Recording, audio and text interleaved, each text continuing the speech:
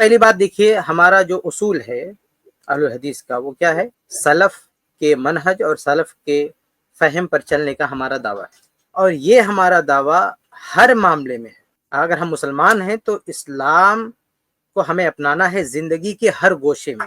ایسا نہیں ہے کہ عبادت کے معاملے میں ہم نے اسلام کو اپنا لیا، یا عبادت میں نماز کے بارے میں ہم نے اسلام کو اپنا لیا اور زکوٰۃ کے بارے میں ہم اسلام پہ نہیں چلیں گے، اپنی منمانی کریں گے، یا وراثت کے بارے میں اپنی منمانی کریں گے۔ نہیں، زندگی کے ہر شعبے میں ہمیں اسلام کو اپنانا ہے۔ ایسے ہی سلف کا جو منہج ہے، سلف کا جو فہم ہے، وہ بھی ہمیں ہر شعبے میں سلف کا ایک طریقہ ملتا ہے، سلف کا ایک منہج ملتا ہے، تو ہمیں سلف کے اس منہج کو بھی ہر شعبے میں فالو کرنا ہے، اور اس سے ہمارا تمسک ہونا چاہیے۔ کسی بھی معاملے میں سلف کا جو طریقہ ہے اس سے ہٹ جانا، یہ ہمارے دعوائے سلفیت کو ٹھیس پہنچاتا ہے، یہ اس سے ٹکراتا ہے، یہ اس سے میل نہیں کھاتا ہے کہ ہم سلف کے جو ہے دعوے دار ہوں اور ہم کسی معاملے میں اس سے ہٹ جائیں۔ اس بنیاد پر یہ جو ہمارا مسئلہ ہے تقلید کا، فہم سلف کا، ہم سمجھ سکتے ہیں۔ تو ہم تقلید کے قائل نہیں ہیں، فہم سلف کو ہم ضروری سمجھتے ہیں، سلف کے منہج کو ہم ضروری سمجھتے ہیں۔ اس کی وجہ کیا ہے؟ اس کی وجہ خود قرآن و حدیث کی تعلیمات ہے۔ قرآن مجید میں اللہ تعالیٰ نے کہا ہے فَإِنْ آمَنُوا بِمِثْلِ مَا آمَنْتُمْ بِهِ فَقَدْ اهْتَدَوْا، کہ اگر لوگ اس طرح سے ایمان لے آئیں جس طرح سے صحابہ تم ایمان لائے ہو تو ہدایت پر آ جائیں گے، یہ قرآن میں ہے۔ اور اگر ہم حدیث کی بات کریں تو حدیث میں اللہ کے رسول صلی اللہ علیہ وسلم جو تاریخ واسط کی روایت ہے کہ اللہ کے نبی صلی اللہ علیہ وسلم نے بیان فرمایا کہ پہلے 72 فرقے ہوئے پہلی امتوں کے، اور میری امت میں 73 فرقے ہوں گے، سب جہنم میں جائیں گے سوائے ایک کے۔ صحابہ نے پوچھا کہ وہ ایک فرقہ کون سا ہوگا، وہ جماعت کون سی ہوگی؟ تو اللہ کے نبی صلی اللہ علیہ وسلم نے بیان فرمایا کہ ما انا علیہ اليوم و اصحابی، کہ جس پر میں ہوں اور میرے صحابہ ہیں۔ تو یہ قرآن کی آیت، یہ حدیث دونوں دلیل ہے اس بات کی کہ ہمیں صحابہ کے فہم کو، ان کے منہج کو لے کے چلنا ہے۔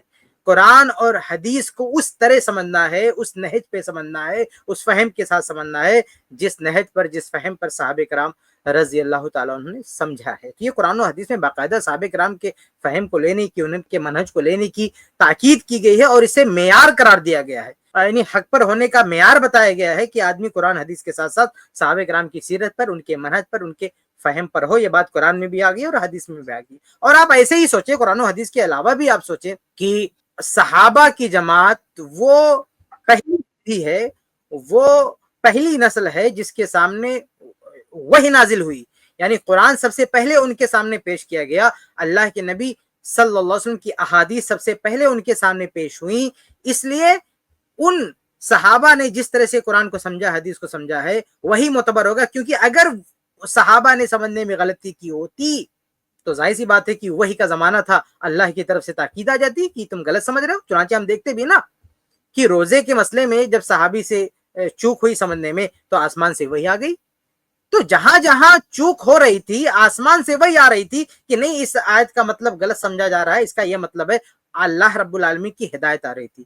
مطلب یہ ہے کہ عہد رسالت میں صحابہ کو جب قرآن سنایا گیا، صحابہ کو جب حدیثیں سنائی گئی، اور جہاں جہاں ان سے غلطیاں نہیں ہوئی ہیں، اللہ تعالیٰ کی طرف سے وہی نہیں آئی، ان کو ٹوکا نہیں گیا، اس کا مطلب ان کا وہ سمجھنا اور اس کو اپنانا صحیح تھا۔ اس لیے صحیح مسلم وغیرہ کی روایت ہے نا کہ صحابہ اپنے کسی عمل کو دلیل بناتے تھے اگر اس کے خلاف وہی نازل نہیں ہوئی ہے۔ جیسے عزل کا مسئلہ ان سے پوچھا گیا تو کہا کننا نازل والقرآن ینزل، کہ ہم عزل کرتے تھے عہد رسالت میں اور قرآن نازل ہو رہا تھا۔ مطلب یہ کہ اگر عزل کرنا یہ غلط ہوتا تو آسمان سے ہم کو روک دیا جاتا، اللہ تعالیٰ ہم کو جو ہے روک دیتا۔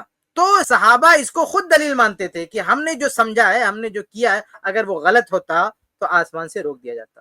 تو اس لیے صحابہ کے فہم کی اہمیت بڑھ جاتی ہے کہ انہوں نے قرآن حدیث کو جس طرح سے لیا ہے، جس طرح سے سمجھا ہے، وہ معتبر ہے، اور اللہ تعالیٰ نے تعریف بھی کی ان کی، اللہ کے نبی صلی اللہ علیہ وسلم نے بھی تعریف کی ہے کہ میں تمہیں سیدھے راستے پہ چھوڑ کے جا رہا ہوں۔ تو اللہ نے ایک تو قرآن و حدیث کو ڈائریکٹ انہوں نے جو ہے اللہ کے نبی صلی اللہ علیہ وسلم سے لیا ہے، پھر اللہ تعالیٰ نے ان کی تصدیق بھی کی ہے، اللہ کے نبی ان کو سند عطا کی ہے، اور وہ سب سے پہلے مخاطب تھے۔ یہ تمام چیزیں اور صراحتاً نصوص بھی موجود ہیں کہ ان کو ان کے منہج کو اپنانا ہے، ان کے طریقوں کو اپنانا ہے۔ تو ان تمام چیزوں کو سامنے رکھتے ہوئے یہ ہم سب کے لیے، پوری امت کے لیے ضروری قرار پاتا ہے کہ قیامت تک قرآن و حدیث کو سمجھنے کے لیے صحابہ کرام کی زندگی کو، ان کے اقوال کو، ان کے افعال کو، ان کے منہج کو، ان کے فہم کو معیار بنانا ضروری ہے۔ تو یہ ہمارا منہج ہے، یہ ہمارا اصول ہے، اسی کو ہم سلفیت سے تعبیر کرتے ہیں۔ اسی کو ہم تعبیر کرتے ہیں منہج سلف سے، اسی کو ہم تعبیر کرتے ہیں کہ فہم سلف سے، ہم ان کو مانتے ہیں، یہ چیز ہے۔ اب ایک اور چیز ہے تقلید، یعنی کچھ لوگ تقلید کے قائل ہیں جو اپنے آپ کو مقلد کہتے ہیں، اور 4 مذاہب کو انہوں نے فکس کر رکھا ہے کہ ان مذاہب میں سے کسی ایک کی تقلید کرنا ہے۔ اس سے باہر وہ نکلنے کو کبھی کبھی بہت ہی غلط زبان استعمال کرتے ہیں، گمراہی سمجھتے ہیں، تو ان کا کہنا ہے کہ ان 4 مذاہب میں ہمیں مقید ہو کے رہنا ہے۔ یہ لوگ جو ہے اہل حدیث پر جو الزامات لگاتے ہیں ان میں سے ایک یہ ہے کہ یہ لوگ صحابہ کرام کو نہیں مانتے۔ یہ بہت بھونڈا الزام ہے بھائی، صحابہ کرام کو ماننے ہی کے خاطر ہم تقلید کو نہیں مانتے ہیں، کیونکہ ہم صحابہ کرام کے فہم کو، ان کے منہج کو مقدم رکھتے ہیں۔ بہت سارے معاملات میں صحابہ کرام کا ایک طریقہ ہمارے سامنے ہے، بعد کے بہت بڑی تعداد اس کی قائل ہے، فائل ہے، لیکن ہم اس کو نہیں مانتے، کیونکہ صحابہ سے بہت ہی واضح شکل میں یہ چیز ہم کو مل رہی ہے۔ جیسے 8 رکعت تراویح کا مسئلہ ہے، 8 رکعت تراویح صحابہ کرام سے بہت ہی وضاحت کے ساتھ ہم کو مل رہی ہے، اس لیے ہم اس کو مانتے ہیں۔ اب آپ ائمہ کے حوالے، لوگوں کے حوالے پیش کرتے رہو، اس سے ہمیں کیا فرق پڑتا ہے؟ تو صحابہ کرام سے جیسے ایسے ہی صفات کا جو مسئلہ ہے، اللہ تعالیٰ کہاں ہے، اللہ تعالیٰ کہاں ہے، صحابہ سے ہم کو یہ عقیدہ ملتا ہے اللہ تعالیٰ کہاں ہے، کہ اللہ تعالیٰ آسمان میں ہے، اللہ تعالیٰ عرش پر ہے۔ اس عقیدے کو ہم نے اپنا لیا، اس کے خلاف آپ لاکھ حوالے لاتے رہو، ہمیں اس سے کوئی فرق نہیں پڑتا۔ ہم صحابہ کے عقیدے کے معاملے میں، عقدی مسائل میں ہم صحابہ کرام کو جو ہے تسلیم کریں گے۔ ایسے ہی تقدیر کا مسئلہ ہے، تقدیر کا مسئلہ آپ دیکھیں، تقدیر کے مسئلے میں بھی ہم صحابہ کرام کو مانتے ہیں، تقدیر پر جیسے صحابہ کرام ایمان لائے ویسے ہم بھی ایمان لاتے ہیں، ہم نہ تو قدریہ نہ جبریہ اس کسی طرف نہیں جاتے ہیں۔ تو صحابہ کرام رضی اللہ تعالیٰ عنہم سے جو چیز ثابت ہو جاتی ہے ہم اس کو مانتے ہیں۔ اس لیے یہ الزام لگانا، اگر ہم تقلید نہیں کرتے ہیں تو یہ الزام لگانا کہ یہ صحابہ کو نہیں مانتے ہیں، یہ بہت ہی بھونڈا الزام ہے اور یہ بہت بڑی زیادتی ہے، کیونکہ ہم صحابہ کرام سے الگ نہیں ہیں، صحابہ کرام کے طور و طریقے کو اپنانے والے ہیں، بلکہ یہی تو ہمارا امتیاز ہے، یہ تو ہماری خوبی ہے، اسی لیے تو ہم اپنے آپ کو سلف کہتے ہیں۔ اس لیے یہ جو پروپیگنڈا کرتے ہیں ہمارے خلاف، یہ لوگ صحابہ کو نہیں مانتے، یہ جھوٹا پروپیگنڈا ہے، اس کی کوئی حقیقت نہیں ہے۔ ہم صحابہ کرام، یہ کوئی ایک بھی مسئلہ ایسا نہیں بتا سکتے، یہ لوگ کوئی ایک بھی مسئلہ ایسا نہیں بتا سکتے ہیں کہ صحابہ کرام کا اس پر اتفاق ہو، ہم نے اسے چھوڑ دیا ہو، یا صحابہ کرام کا اختلاف ہو تو ہم نے جو اپنایا ہے وہ صحابہ میں سے کوئی ایک اس کا قائل نہ رہا ہو۔ یہ کبھی نہیں دکھا سکتے، اہل حدیث کا کوئی مسئلہ نہیں دکھا سکتے کہ صحابہ کی اس میں رائے موجود ہو اور ہم صحابہ سے ہٹ گئے ہوں۔ اگر صحابہ کا اتفاق موجود ہے تو ہٹنے کا سوال ہی نہیں، اگر صحابہ کا اختلاف ہے تو اس اختلاف میں بھی ہم کسی نہ کسی صحابی کے ساتھ کھڑے نظر آئیں گے۔ یہ ہمارا پورا چیلنج ہے تمام دنیا تقلید کو، جو ہم پر یہ الزام لگاتے ہیں کہ لوگ صحابہ کو نہیں مانتے، کہ کوئی ایک مسئلہ بتاؤ کہ صحابہ سے ثابت ہو اور ہم نے اس میں صحابہ کو چھوڑ دیا ہو، ایسی کوئی مثال موجود نہیں ہے۔ اس کے برخلاف یہ جو تقلیدی دنیا ہے، یہ تقلیدی دنیا، صرف ایک کی بات نہیں کر رہا ہوں، چاروں کی بات کر رہا ہوں، چاہے وہ حنفی ہوں، چاہے وہ مالکی ہوں، چاہے وہ شافعی ہوں، چاہے وہ حنبلی ہوں، ان چاروں کے یہاں دسیوں مسائل ایسے ہیں، ایک دو نہیں، درجنوں مسائل ایسے ہیں جو قرآن و حدیث کو خلاف ہیں، صحابہ کرام کے بھی خلاف ہیں، لیکن اس کو یہ گلے لگائے پھرتے ہیں، اس سے یہ چمٹے ہوئے ہیں۔ میں نے ایسی کچھ مثالیں اپنی طلاق والی کتاب میں پیش کی ہے کہ کس طرح سے قرآن و حدیث کی دلیل موجود ہے، صحابہ کرام کے اقوال موجود ہیں، ان کے فتاوی موجود ہے، لیکن یہ کسی اور ڈگر پہ جا رہے ہیں، یہ انہوں نے کوئی اور مسلک اپنایا ہوا ہے جو صحابی میں سے کسی سے بھی ثابت نہیں ہے۔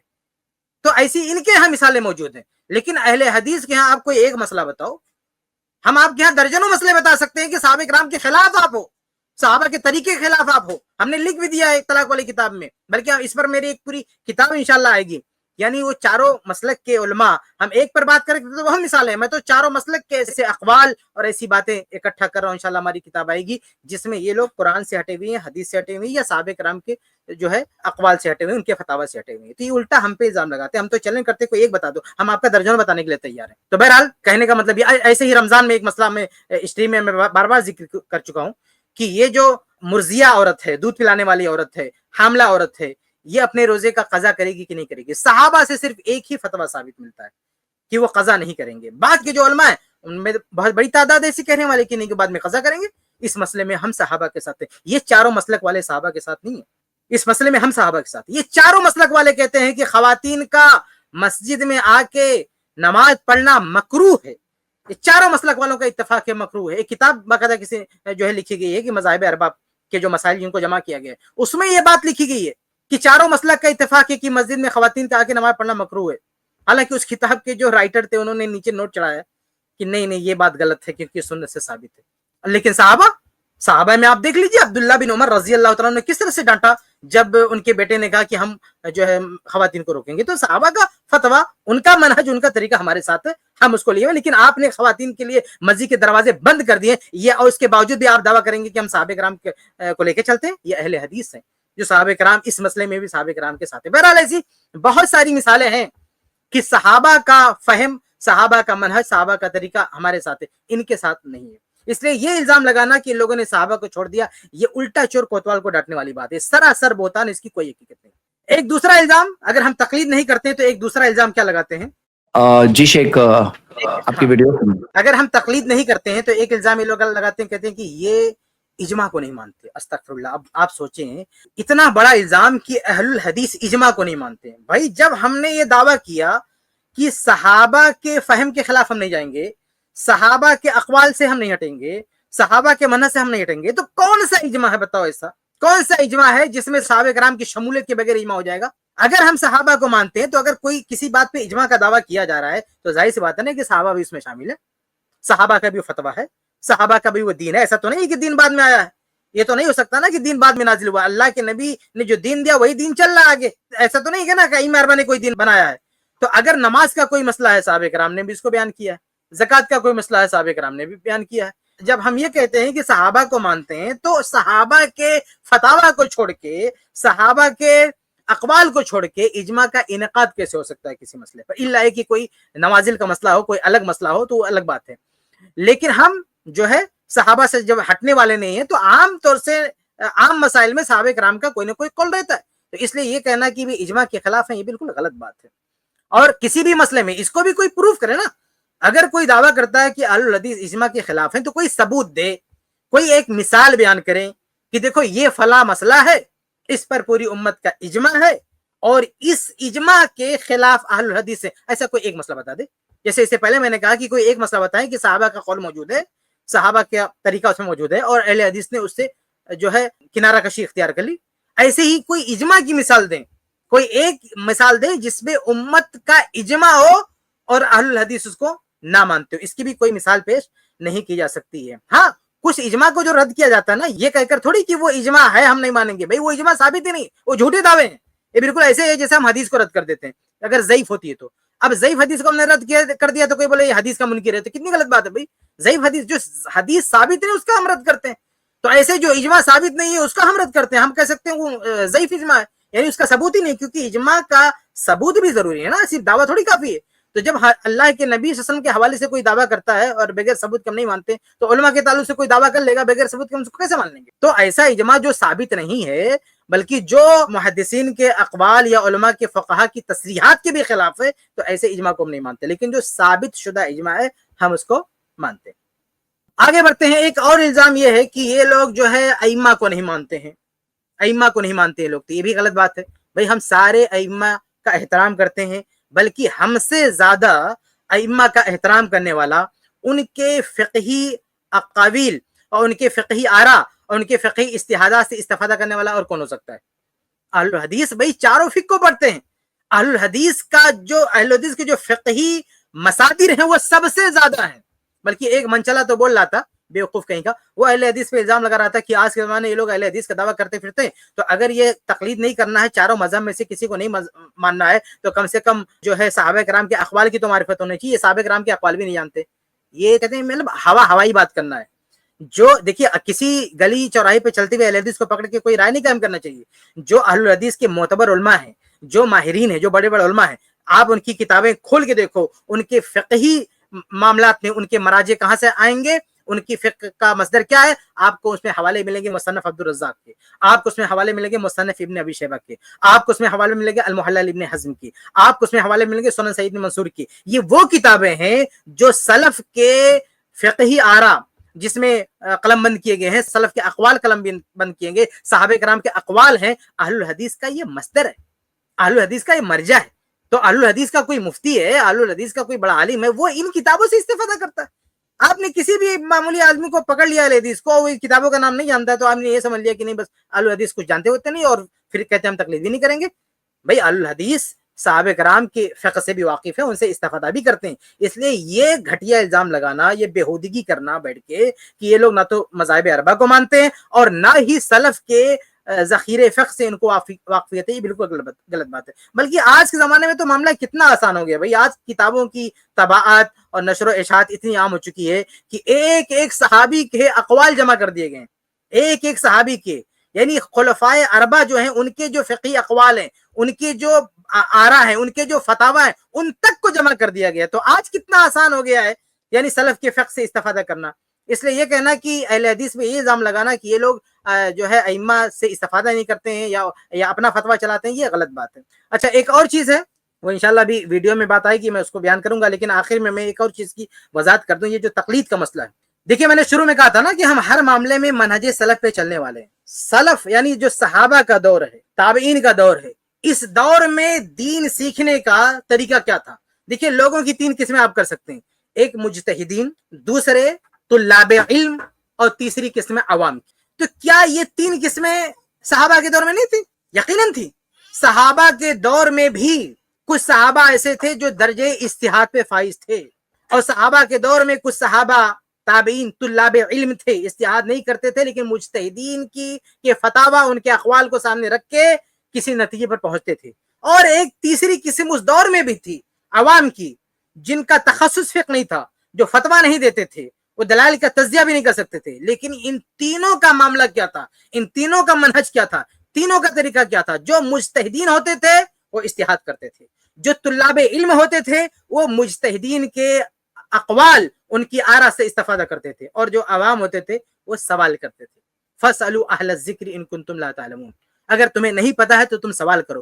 وہ علماء سے مسئلے پوچھ کے علم حاصل کرتے تھے, چاہے نماز کا مسئلہ ہو, حج کا مسئلہ ہو, کوئی بھی مسئلہ ان کے سامنے درپیش ہوتا تھا, وہ صحابہ سے سوال کرتے تھے. آپ موطا پڑھیں, حدیث کی جو سب سے اولین کتاب ہے, فقہ کی کتاب ہے موطا, جو فقہ کی کتاب بھی ہے اور حدیث کی کتاب ہے, آپ پڑھ لیں, اس میں کتنے آثار ہیں کہ بھئی ایک کسی کو مسئلہ درپیش ہوتا ہے, امام مالک رحمہ اللہ وہ ساری تفصیلات نقل کرتے ہیں کہ صحابہ سے پوچھتے ہیں, پھر دوسرے سے پوچھتے ہیں, پھر تیسرے سے پوچھتے ہیں. ایسے کئی مسائل میں کہ ایک ایک تابعی دو صحابہ سے مسئلہ پوچھ رہا ہے. ان سے پوچھا, اطمینان نہیں ہوا, دوسرے سے پوچھا, اطمینان نہیں ہوا, تیسرے سے پوچھا. تو یہ صحابہ کے دور میں, تابعین کے دور میں یہ طریقہ تھا عوام کا کہ اگر ان کے پاس تخصص نہیں ہے, وہ دلائل کو نہیں سمجھ سکتے ہیں, تو وہ اہل علم سے سوال کرتے تھے. اس طریقے کو نہ تو ان لوگوں نے تقلید کہا, نہ سلف نے اس کو تقلید کا نام دیا, دوسرے لوگوں نے, نہ ان لوگوں نے اس کو تقلید کا نام دیا. تو ہم سلف کے اسی طریقے کو مانتے ہیں. آج بھی یہ تینوں طبقہ اسی طریقے پر چلے گا. مجتہدین اجتہاد کریں گے, طلاب علم مجتہدین سے استفادہ کر کے کسی قول کو کی ترجیح دیں گے, اور جو عوام ہے وہ اہل علم سے سوال کریں گے. تو یہ جو عوام ہے, یہ جب اہل علم سے سوال کرتے ہیں, پوچھتے ہیں, تو کچھ لوگ یہ الزام لگا دیتے, کہتے کچھ لوگ یہ کہنے بڑھ جاتے ہیں کہ دیکھو یہ بھی تقلید ہے. کیسے تقلید ہے بھائی؟ ان لوگوں نے اپنی فقہی کتابوں میں, اپنی اصولی کتابوں میں لکھ رکھا ہے کہ اگر کوئی شخص عالم سے رجوع کرتا ہے, علماء سے رجوع کرتا ہے, وہ تقلید نہیں ہے. بہت ساری ان کتابوں میں بات لکھی ہوئی ہے. بھائی ان لوگوں نے ایک تو ان لوگوں نے یہ لکھ رکھا ہے کہ عقیدے کا جو مسئلہ ہے اس میں تقلید نہیں ہے. ظاہر سی بات ہے, ہم تو اہل الحدیث سے کیوں کرواتے ہو عقیدے میں تقلید, کیوں امید رکھتے ہو تقلید کرے گا؟ عقیدے کے بارے میں خود لکھ رکھا ہے, عقیدے میں تقلید نہیں ہوتی. دوسرا ان لوگوں نے وضاحت کر رکھا ہے کہ جو منصوص مسائل ہیں, جو بہت ہی واضح ہیں قرآن و حدیث میں, اس میں بھی تقلید نہیں ہوتی ہے, وہ بھی چلا گیا. تیسرا انہوں نے وضاحت کر رکھا ہے جو اجماعی مسائل ہیں. تو میں یہ کہہ رہا تھا کہ ان تمام مسائل, عقیدے کا مسئلہ دیکھ لیجئے, اور منصوص مسائل دیکھ لیجئے, اور اجماعی مسائل دیکھ, ان تمام مسائل میں یہ حضرات خود کہتے ہیں کہ اس میں تقلید کا کوئی کام نہیں ہے, اس میں تقلید نہیں ہے. پھر یہ جو مسئلہ آتا ہے کہ جس میں اختلاف ہے, فروعی مسائل جس کو یہ بولتے ہیں, کہ اس میں تقلید ہوتی ہے. لیکن اس میں بھی یہ لوگ کیا کہتے ہیں, اس میں بھی کہتے ہیں کہ اگر کوئی عامی کسی عالم سے رجوع کرتا ہے تو یہ تقلید نہیں ہے. بھائی تمہارا کوئی عامی کسی عالم سے رجوع کرتا ہے, اسے تقلید نہیں بولتے. تو اہل حدیث میں اگر کسی عامی نے کسی عالم سے مسئلہ پوچھ لیا, یہ تقلید کیسے ہو سکتا ہے؟ مثال کے طور پر ان کی ایک کتاب ہے, آپ دیکھیں ان کی کتاب ہے قواطع الادلہ, اس میں جلد 2 صفحہ نمبر 340 میں لکھا ہوا ہے ان رجوع العام الى قول العالم ليس بتقلید ایضا, کہ اگر کوئی عامی کسی عالم سے کوئی مسئلہ پوچھتا ہے, رجوع کرتا ہے, تو یہ تقلید نہیں ہے. کیا کہتے ہیں؟ یہ تقلید نہیں ہے. کیا کہتے ہیں؟ لِأَنَّهُ لَا بُدَّ لَهُ مِن نَوْعِ اجتہاد فَلَا يَكُنُ تَقْلِيدًا. کہتے ہیں کہ اگر کوئی کسی عالم سے رجوع کرتا ہے, کسی آدمی نے یہ عادت بنا لی ہے کہ عالم سے رجوع کرتا ہے, تو اس میں بھی اجتہاد کی نوعیت ہے, اجتہاد کی نوعیت کیسے ہے؟ یہ کہتے ہیں اجتہاد کی نوعیت ایسے ہے کہ جیسے کوئی شخص جو وہ افضل اور جو اشہر ہے، یعنی علم میں جو فی درجۃ العلم والاوثق عند نفسه منهم، یعنی فیسیر الاجتہاد فی اختیار اعیان العلماء، فیسیر الاجتہاد فی اختیار اعیان العلماء، یعنی جو بڑے بڑے علماء کو منتخب کرتا ہے کہ بھئی ہم ان سے مسئلہ پوچھیں گے، تو مسئلہ پوچھنے کے لیے کسی کو سلیکٹ کرنا، کسی کو منتخب کرنا، یہ صاحب لکھ رہے ہیں، یہ عالم لکھ رہے ہیں کہ یہ خود اپنی جگہ پہ ایک اجتہاد ہے، اس لیے اس کو تقلید نہیں کر سکتے۔ پھر مثال دیتے ہیں، کہتے ہیں کہ کاجتہاد العالم فی اختیار اعیان الاقاویل، جیسے مجتہدین کیا کرتے ہیں کہ ان سے پہلے جو الگ الگ اقوال ہیں اہل علم کے، ان اقوال میں سے کسی قول کو منتخب کرتے ہیں، تو اگر مجتہدین کسی قول کو منتخب کرتے ہیں تو اس کو بھی اجتہاد کہا جاتا ہے، کیونکہ وہ 10-12 اقوال ان کے سامنے ہوتے ہیں یا کچھ اقوال، اس میں سے کسی ایک کو سلیکٹ کرتے ہیں کہ بھئی یہ وزندار ہے، اس کو ہمیں لینا ہے۔ تو یہاں یہ لکھا جا رہا ہے کہ ایسے ہی ایک عامی جب کسی عالم سے رجوع کرتا ہے تو عالم کو منتخب کرنا ہی اپنی جگہ پہ کیا ہے، وہ ایک طرح کا اجتہاد ہے، اس لیے یہ تقلید نہیں ہے۔ تو بھئی اگر اہل حدیث عوام نے اپنے کسی عالم سے مسئلہ پوچھ لیا تو یہ تقلید کیسے ہو گئی؟ تو حقیقت میں تقلید کی تعریف میں آپ جا کے دیکھیں گے نا، امام ابن عبد البر رحمہ اللہ کی جو کتاب ہے، جو علم پہ جو کتاب ہے ان کی، اس میں آپ جا کے دیکھیں کہ تقلید کی کیسی کیسی تعریف کر رکھی ہے۔ ان کی کوئی متفق علیہ تعریف نہیں تقلید کی، جان رکھے تقلید کی تعریف پر کبھی اجماع بھی نہیں ہوا۔ تقلید کی اصطلاحی تعریف ان کے یہاں الگ الگ ہے، کوئی کچھ تعریف کرتا ہے، کوئی کچھ تعریف کرتا ہے، اور اکثر آپ ان کے یہاں دیکھو گے یہ کہیں گے کہ عامی اگر کسی عالم سے رجوع کرتا ہے اسے تقلید نہیں کہیں گے۔ تو بھئی اگر کسی اہل حدیث عامی نے کسی سے رجوع کر لیا تو آپ وہاں کیسے تقلید بول دیتے ہو؟ تو بہرحال یہ تو کہنے کا مطلب یہ کہ سلف کا یہاں جو عوام کا طبقہ تھا، عامی کا جو طبقہ تھا، وہ کیا کرتا تھا؟ وہ علماء سے رجوع کرتا تھا، اور تمہاری تقلیدی کتابیں کہہ رہے ہیں کہ یہ تقلید نہیں ہے، یہ ہم نہیں کہہ رہے، میں نے ایک حوالہ دے دیا، تمہاری تقلیدی کتابیں کہہ رہے ہیں کہ اس کو تقلید نہیں بولیں گے، اس کو تقلید نہیں بولیں گے، مطلب کسی بھی شکل میں صحابہ کے دور میں تقلید کا کوئی نام و نشان نہیں تھا، تمہاری تعریفات کی روح سے، تمہاری تصریحات کی روح سے بھی تقلید کا کوئی نام و نشان۔ اچھا ایک وضاحت میں اور آپ کے سامنے کر دوں، تقلید دیکھیے، تقلید کی جو شکل اصل میں حقیقت میں جو شکل ہے نا، یعنی تعریفات کے جنجال سے آپ نکل کے دیکھیں گے تو تقلید کی جو اصلی شکل ہے وہ یہ کہ ایک گروپ، جیسے 4 مذاہب ہیں، چاروں مذاہب میں سے ہر مذہب کا جو گروپ ہے اس کے خاص مجتہدین ہیں، اس مجتہدین کی باتوں میں ہی گھر کے رہنا، یہی اصل میں تقلید ہے، یہی اصل میں پریکٹیکل جو تقلید کا وجود یہی ہے۔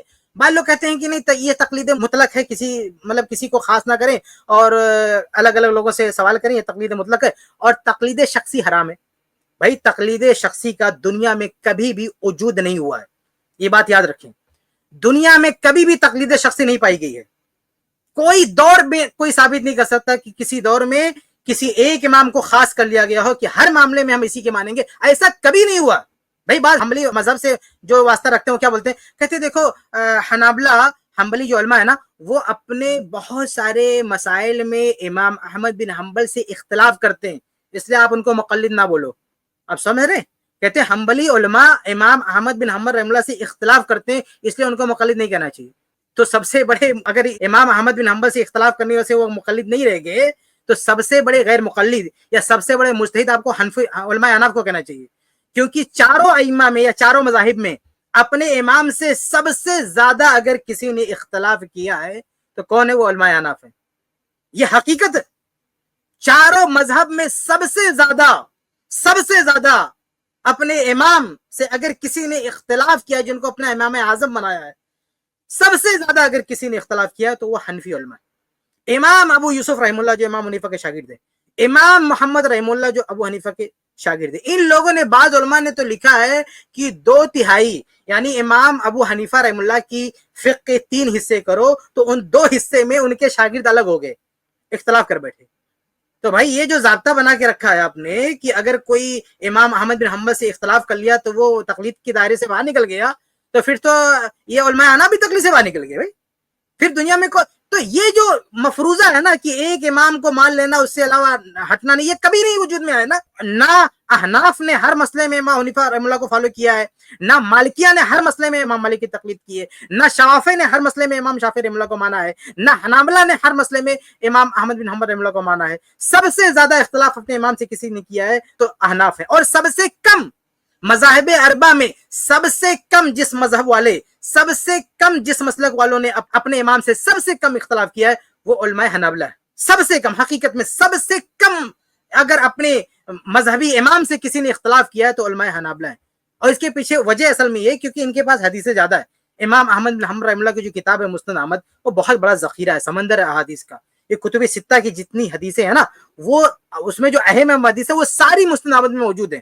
اس لیے حقیقت میں انہیں اپنے اور امام احمد رحمہ اللہ کا فتویٰ بھی حدیثوں کے اکثر حدیثوں کے موافق ہی رہتا ہے. اس لیے انہیں اپنے امام سے اختلاف کی ضرورت زیادہ نہیں پڑتی ہے. لیکن امام حنیفہ رحمہ اللہ ان کے پاس حدیث کی کتاب نہیں, حدیث کا وہ ذخیرہ نہیں, حدیث کا وہ علم نہیں. اس لیے ان کے جو شاگرد ہیں ان کو زیادہ ضرورت محسوس ہوئی کہ اپنے امام سے اختلاف کریں. تو یہ جو ایک شوشہ کچھ لوگوں نے چھوڑا ہے کہ بھئی کسی نے اپنے امام سے اختلاف کر لیا تو وہ اہل حدیث ہو گیا, وہ جو ہے مقلد نہیں رہے گا, غلط بات ہے. اگر اس اصول سے آپ صرف حنابلہ کیوں کی دیکھتے ہو, اسی اصول سے احناف کو بھی دیکھو نا, ان کو بھی غیر مقلد بنا دو کہ وہ تقلید نہیں کرتے ہیں. تو بہرحال اصل جو میں کہہ رہا تھا کہ یہ تقلید شخصی جو کہتے ہیں نا کہ ایک شخص کی تقلید کی جاتی ہے, یہ کدھر بھی نہیں ہوتا. مذاہب اربع میں کوئی بھی یہ دعویٰ نہیں کرتا ہے کہ ہم امام نے جو کہہ دیا وہ پتھر کی لکیر, ہم اس سے ہٹ نہیں سکتے. یہ کوئی نہیں کرتا, بلکہ پریکٹیکل کئی مسائل میں وہ لوگ اپنے امام سے اختلاف کرتے ہیں. بلکہ امام ابن تیمیہ رحمہ اللہ کا بہت سخت فتویٰ ہے. امام ابن تیمیہ رحمہ اللہ نے کہا کہ اگر کوئی شخص یہ عقیدہ رکھتا ہے اور یہ سوچ رکھتا ہے تقلید شخصی والا, مطلب یہ کہ ایک امام نے جو کچھ کہہ دیا ہم وہی مانیں گے, اس سے نہیں ہٹیں گے, تو وہ مرتد ہے, وہ دین سے خارج ہے. بلکہ یہ بھی کہہ دیا کہ واجب القتل ہے. وہ ان کا فتویٰ انٹرنیٹ پہ اکثر کر سکتے ہیں, میں نے ترجمے کے ساتھ لگا کے رکھا اس کو. تو امام ابن تیمیہ رحمہ اللہ نے اتنی سخت بات کہی ہے. تو مطلب حقیقت میں ایسا کبھی دھرتی پر ایسا کبھی کوئی دن ایسا نہیں آیا ہے کہ یہ دعویٰ کر لیا گیا کہ ایک امام کی ساری بات ہم مانیں گے, ہم اس سے نہیں ہٹیں گے. تو اس طرح کی تقلید دنیا میں موجود ہی نہیں ہے. کون سی تقلید موجود ہے؟ وہ اصل میں گروپ کی تقلید ہے, ایک گروپ کی. یہ حنبلی, یہ جو حنفی علماء ہیں, امام حنیفہ رحمہ اللہ اس میں آگے, صاحبین آگے, شاگرد, ان سب نے مل کے ایک مذہب ڈیزائن کیا, ایک مسلک ڈیزائن کیا, اس کی تقلید کروائی جاتی ہے, اس کو فالو کیا جاتا ہے. ایسے ہی شافعی مذہب ہے, ایسے ہی حنبلی مذہب ہے. ان کے جو اپنے کچھ علماء ہوتے ہیں وہ خاص طریقے پر اجتہاد کرتے ہیں, کہتے ہیں امام حنیفہ رحمہ اللہ نے یہ فتویٰ دیا ہے, ان کے خلاف جاتے تو کبھی کبھی کہتے ہیں کہ ارے بھائی ہم ان کے قول سے تو ہٹ گئے لیکن ان کے اصول پر ہیں. یہ بھی ایک نقطہ پیش کرتے ہیں, کہتے ہیں دیکھو ان کا قول تو ہم نے چھوڑ دیا لیکن چونکہ ہم ان کے اصول پر فتویٰ دے رہے ہیں اس لیے ہم اس مسئلے میں حنفی ابو حنیفہ رحمہ اللہ ہی کے ماننے والے ہیں. حالانکہ اصول بھی اپنے بدل دیتے, یہ لوگ اپنے اصول بدل دیتے, فتویٰ بدل دیتے, تو اصولوں میں بھی اپنے امام سے اختلاف کیا ہے, فتاوی میں اپنے امام سے اختلاف کیا ہے. تو حقیقت میں گروپ کی شکل میں تقلید پائی جاتی ہے. یعنی حنبلی فقہ ایک گروپ ہے, شافعی فقہ ایک گروپ ہے جو ہے, اس طرح سے حنفی فقہ ایک گروپ ہے, مالکی فقہ ایک گروپ ہے. اس گروپ کی تقلید کی جاتی ہے. حقیقت میں ہمیشہ سے یہی ہوا ہے کہ ایک گروپ کے مفتیان نے جو کہہ دیا ہے اس کو یہ مذہب کا قول ہے, یعنی یہی مفتہ بھی قول ہے, اسی کو لینا ہے. اور آپس میں اختلاف ہوتا رہتا ہے, ان کا آپس میں اختلاف ہوتا ہے, پھر ایک فتوے کو لوگ لاک کر دیتے ہیں کہ یہی چلے گا, اس کو بولتے ہیں مفتہ بھی قول, یا مفتہ بھی, یا کہتے ہیں مذہب, یعنی یہی اصل مذہب ہے, یہ مذہبی قول ہے, مفتہ بھی قول ہے, اسی کو یہ لوگ مانتے ہیں. تو کہنے کا مطلب یہ ہے کہ تقلید شخصی کا کوئی وجود نہیں ہے. کوئی یہ نہ سمجھے کہ ایک امام کو مانا وہی تقلید ہے, باقی کوئی تقلید. حقیقت میں تقلید وہی ہے کہ ایک گروہ کو مانا, اور اس شکل میں تقلید آج بھی موجود ہے, پہلے بھی موجود تھی. ہاں, صحابہ کے دور میں ایسا نہیں تھا. پوری گفتگو سے میں کیا بتانا چاہتا ہوں, یہ بتانا چاہتا ہوں کہ یہ شکل صحابہ کے دور میں نہیں تھی کہ کسی گروپ کو خاص کر لیا ہو, کسی بھی علاقے کے لوگوں نے کسی ایک صحابہ, 2-3 صحابہ کو خاص کر لیا ہو, یا کسی ایریا کے لوگوں کو خاص کر لیا ہو کہ ہم انہی کی بات مانیں گے, اس سے باہر نہیں نکلیں گے. ایسا صحابہ کے دور میں نہیں ہوا. بلکہ تقلیدی کتابوں میں آپ دیکھو گے میرے بھائی, بعض مقلد کہتا ہے, لکھتا ہے, بلکہ مقلد وہ ایسا ہوتا ہے جو اختلاف بھی کرتا ہے علماء سے, لکھتا ہے کہ اس مسئلے میں ہمارے مخالف کا امام شافعی کا قول حق بجانب ہے, اقرب الی الحق ہے. لیکن چونکہ ہم امام حنیفہ رحمہ اللہ کے, یعنی امام حنیفہ نہیں, یہ مسلک فقہ حنفی کے مقلد ہے, اس لیے ہم اپنے مذہب سے باہر نہیں نکلیں گے. ابو حنیفہ سے تو باہر نکلتے ہی لوگ, لیکن جو فتویٰ لاک کر کے رکھا نا اپنے مذہب میں, ہم کہتے ہیں اس سے باہر جو ہے نہیں نکلیں گے. تو اس طرح کی تقلید جو ہے پائی جاتی ہے, اور شخصی تقلید نہیں پائی جاتی ہے, گروپ کی تقلید پائی جاتی ہے. اور یہ طریقہ, شخصی تقلید تو نہ صحابہ کے دور میں تھی نہ آج ہے, اور گروپ کی تقلید یہ صحابہ کے دور میں نہیں تھی. اس لیے ہم اس تقلید کو نہیں مانتے.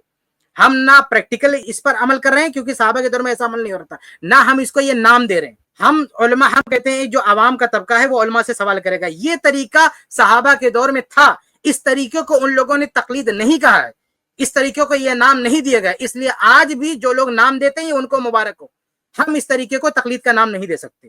گرچہ بعض لوگ کہتے ہیں کہ لغوی طور پر اس کو تقلید, میں جانتا ہوں اچھی طرح سے کہ بعض اہل حدیث علماء بھی لغوی معنی میں تقلید بول دیتے ہیں کہ چلو یہ تقلید ہے, لیکن یہ چیز بہتر نہیں ہے. جب ہم ہر معاملے میں سلف کے منہج کے دعوے دار ہیں تو اس معاملے میں تقلید کے مسئلے میں ہم سلف سے کیوں ہٹ جاتے ہیں؟ عقیدے کے مسئلے میں ہم سلف کا حوالہ دیتے ہیں، تو ہر معاملے میں جب ہم سلف کا حوالہ دیتے ہیں تو تقلید کے مسئلے میں چاہے پریکٹیکل مسئلہ ہو، عملاً ہو یا قولاً ہو، کسی بھی اعتبار سے سلف کی رائے سے ہم کو نہیں ہٹنا چاہیے. اور تقلید کوئی اچھی چیز نہیں ہے. تقلید کے خلاف ابن القیم رحمہ اللہ نے تقلید نے جو گل کھلایا ہے اس لفظ نے اور اس لفظ کے ساتھ اور اس ذہنیت نے جو گل کھلایا ہے اس کے لیے کتنی محنت کرنی، یعنی اس ذہنیت کو توڑنے کے لیے، وہ جمود کو توڑنے کے لیے امام ابن القیم رحمہ اللہ کی کتاب پڑھیے، اعلام الموقعین پڑھیے. اس تقلید نے جنگ و جدال کرایا ہے، اس مقلدین کے آپس میں جنگیں ہوئی، میدان میں تلواریں چلی ہیں، لوگوں رفع الیدین کرنے والوں کے ہاتھ توڑے گئے ہیں. یعنی اتنا سب کچھ ہوا یہ تقلید کی وجہ سے ہوا. اس نے حزبیت پیدا کیا، اس نے گروپ بندی پیدا کی، ایک دوسرے کے خلاف جو ہے نفرتیں پھیلائی. حالانکہ صحابہ کے دور میں بھی علماء کا اختلاف ہوتا تھا میرے بھائیو، صحابہ کے دور میں صحابہ میں اختلاف ہوتا تھا، تابعین میں اختلاف ہوتا تھا، لیکن وہاں کوئی گروپ نہیں بنا، کبھی آپس میں ٹکراؤ نہیں ہوا. لوگ جو سمجھتے تھے عمل کرتے تھے، جس کے قول سے مطمئن ہوتے عمل کرتے تھے، لیکن مخالف پر کوئی طعن و تشنیع نہیں کی گئی، اس کے ساتھ کوئی جھگڑا نہیں ہوا، کوئی گروپ بندی نہیں ہوئی. لیکن جب سے یہ تقلید کا معاملہ شروع ہوا تب سے یہ ساری گروپ بندی ہوئی اور یہ ہر طرح کی. اور آج کے دور میں بھی آپ دیکھیں علماء اہل حدیث کے خلاف جو سازشیں اور جو بدماشیاں ہوتی ہیں اسی تقلید کی نحوست کی وجہ سے، اسی تقلید کی وجہ سے. ابھی دیکھیے شیخ شعبان نے جس ویڈیو کا رد کیا اس میں کتنی زہریلی باتیں ہیں. یہ تقلید کی کرشمہ سازیاں ہیں، یہ سب تقلید کی وجہ سے ہو رہا ہے کہ جو اہل حق ہیں، جو قرآن و حدیث کی بالادستی کی بات کرتے ہیں، جو صحابہ کرام کی فہم ان کے منہج کی بات کرتے ہیں، ان کے خلاف یہ گمراہیاں پھیلاتے ہیں. یہ سارا جو ہے معاملہ ہے یہ تقلید کا. اچھا آخر میں ایک بات کہہ کے میں بات ختم کرتا ہوں کہ ہم جو تقلید کا رد کر رہے ہیں اس کا یہ مطلب نہیں ہے کہ ہر آدمی جو اپنے آپ کو غیر مقلد کہے وہ ہماری ٹیم کا حصہ ہے، ہرگز نہیں. دیکھیے غیر مقلد منکر حدیث بھی ہو جاتا ہے، غیر مقلد تعقل پرست بھی ہو جاتا ہے، غیر مقلد کچھ بھی. ہم غیر مقلد اپنے آپ کو نہیں کہتے، ہم نہ اپنے آپ کو مقلد کہتے ہیں، ہم اپنے آپ کو متبع کہتے ہیں. ہم اللہ کے نبی صلی اللہ علیہ وسلم کی اتباع کرنے والے ہیں، ہم صحابہ کرام کے فہم پہ چلنے والے ہیں. تو ہمارا جو طریقہ کار ہے وہ اتباع ہے، اتباع الدلیل بفہم سلف. شیخ البانی رحمہ اللہ بار بار اپنی کتابوں میں لکھتے ہیں اتباع الدلیل بفہم سلف. تو یہ ہمارا طریقہ ہے، یہ ہمارا منہج ہے. تو اس منہج سے نہ تو مقلد کا لفظ میل کھاتا ہے نہ غیر مقلد کا لفظ میل کھاتا ہے. تو یہ چند باتیں تھیں جو میں نے آپ کے سامنے واضح کی. اللہ تعالی ہم سب کو حق بات کہنے سننے کی توفیق دے، آمین یا رب العالمین. اس کلپ کی فل ویڈیو دیکھنے کے لیے ہمارے چینل پر ضرور آئیں.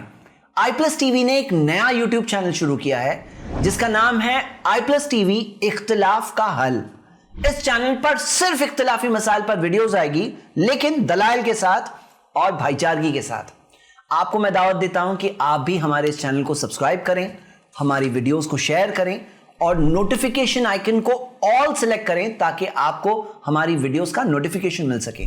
جزاک اللہ خیر، والسلام علیکم ورحمۃ اللہ.